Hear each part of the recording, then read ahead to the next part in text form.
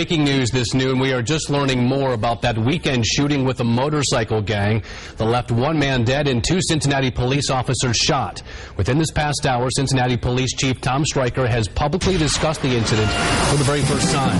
9 News reporter Bill Price is live outside police headquarters now with the latest details on this breaking story. Bill? And good afternoon to you, Lance. In fact, that news conference with the police chief is still continuing here at police headquarters in the West End.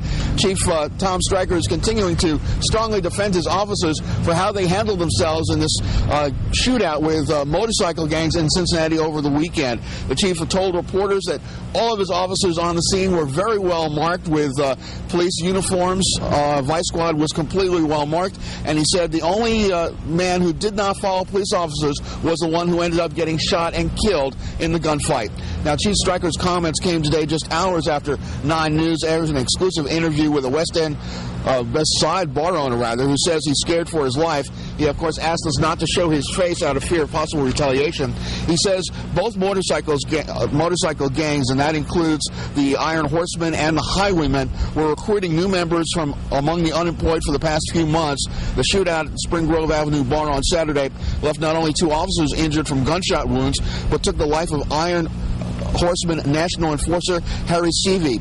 Now, the police chief demonstrated how the motorcycle gang members inside the bar should have known that they were being confronted by police and not a rival gang.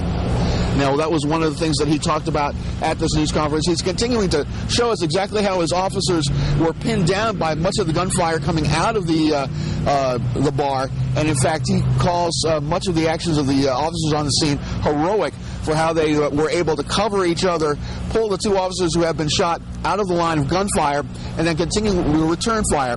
Now, of course, we're going to have some serious questions about what police knew before the gunfight, what led them to suspect there might be gang activity at this particular bar. We're getting that information, and as soon as we have it, we'll have it for you as Good Morning, rather not Good Morning Tri-State, but 9 News at noon continues. Lance? All right, Bill, looking forward to hearing from the chief coming up in a half hour. Bill Price live for us this morning, or this